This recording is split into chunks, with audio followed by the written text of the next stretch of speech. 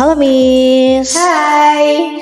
Ketemu lagi di channel Miss Cantika ya Miss. Kali ini kita mau bahas topik soal burnout. Oke, wow. Topik ini lumayan rame nih Miss, ditanyakan sama teman-teman, terutama wanita karir di luar sana. Karena banyak banget yang mengalami burnout dan masih bingung nih Miss gimana cara mengatasi burnout. Nah, pertanyaannya nih Miss, emang bener ya Miss kalau wanita itu lebih gampang kena stres dan burnout?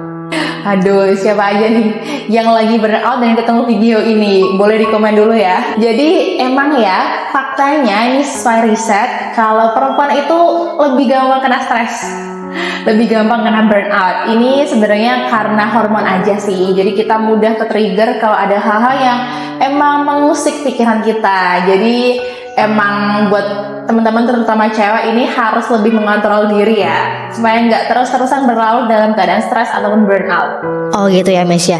Berarti yang bikin paling berpotensi nih wanita kena burnout tuh ya emang karena hormon ya Miss ya. Iya, karena hormon dan trigger-trigger terutama di masalah kerjaan gitu. Nah, kadang tuh masih banyak teman-teman di luar sana yang nggak bisa mengidentifikasi stres mereka Miss. Jadi kayak ngerasanya tuh biasa aja, mungkin karena pusing karena kerja ya udah biasa aja, tapi lama kelamaan itu bisa menjadi stres kronis nih Miss.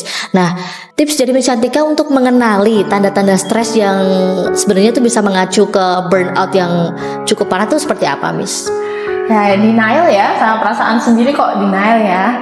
Sebenarnya tuh emosi stres itu nggak buruk kok teman-teman ya. Ini tuh cuma sinyal aja yang dikasih dari badan kalian. Jadi emosi-emosi teman-teman atau nggak perasaan-perasaan nggak enak, terutama stres, itu sebenarnya nggak buruk sih. Itu cuma jadi sinyal dari tubuh kalian kalau emang lagi ada sesuatu yang nggak kayak biasanya nih, yang ada di pikiran teman-teman. Nah, jadinya saat itu mulai teman-teman rasakan, harusnya itu bisa diolah nih, supaya nanti nggak jadi stres yang berlarut. Tapi kalau udah ada tanda-tanda, biasanya tuh banyak orang yang bilang, aduh nggak apa-apa deh, aduh ntar dulu deh, aduh lanjut kerjaan dulu deh. Ini nih yang jadi sumber permasalahan. Ini tuh jadi sebuah tanda aja ya, ibaratnya tuh kayak token listrik. Kalau token listrik habis itu kan pasti bunyi ya, dan gak ada salahnya juga token listrik bunyi, malah itu jadi pertanda buat kita. Jadi kita tahu ya kalau token listriknya itu lagi habis dan perlu kita top up, perlu kita isi.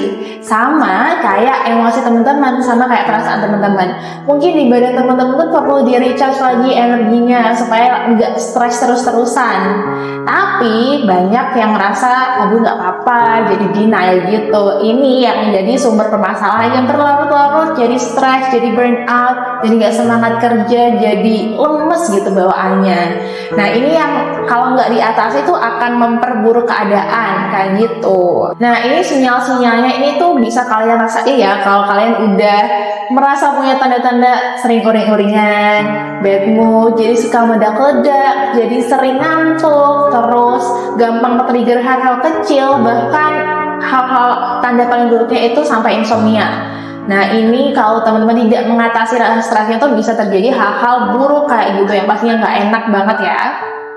Oh gitu ya Miss ya. Berarti teman-teman harus cukup aware dengan tanda-tanda burnout ini ya Miss ya. Iya betul banget. Kalau udah ngerasa kayak gitu, ya udah stop dulu kerjaannya, istirahat dulu. Teman-teman bisa bikin kopi, bikin teh, atau sekedar dengerin musik terus, atau juga bisa ngobrol sama teman kalian buat refresh pikiran lagi, buat ngembaliin energi lagi kayak gitu.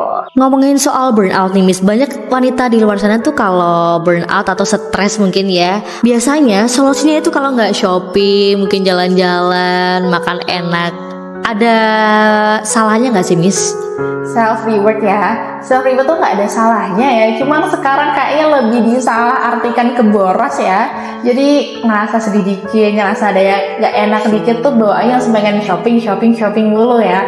Ini bukannya jadi ngeri stres, malah jadi boncos ya. Sebenarnya tuh senengnya, perasaan happy-nya tuh saat kita belanja aja ya. Tapi kalau udah di rumah ya udah rasanya biasa aja, barangnya ya udah tinggal di pojokan. Kalau kita beli makan ya udah saat kita makan makanannya aja. Ini nggak bisa jadi healing yang sebenarnya gitu. Jadi teman-teman kalau ingin mengolah rasa stresnya, ya harus diterima dulu ya perasaan-perasaan gak enaknya itu. Jangan cuma diajak buat shopping-shopping aja, karena perasaannya masih di situ. Itu cuma kesenangan sebentar doang ya. Nanti sedih lagi teman-teman kalau uangnya habis. Gak jadi buat saving, malah boncos ya. Dan untuk teman-teman yang lainnya, kalau mau tahu tentang info dan tips menarik soal mindfulness, jangan lupa untuk subscribe akun ini ya. Nanti kita akan bahas lagi tentang topik-topik menarik lainnya.